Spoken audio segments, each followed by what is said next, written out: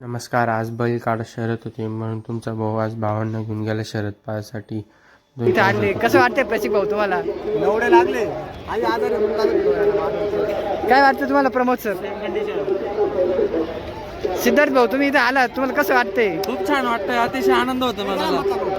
तुम्ही अक्षरशः chemical डिपार्टमेंटचे आणबानशान practical सोडून इथे आले, तुम्हाला काय वाटतंय? काय वाटतंय तुम्हाला इथे येऊन कसं वाटतंय? भारी वाटतंय. बक्कासूर पाहिला आपण आज. बकासूर दिसलाय का तुम्हाला?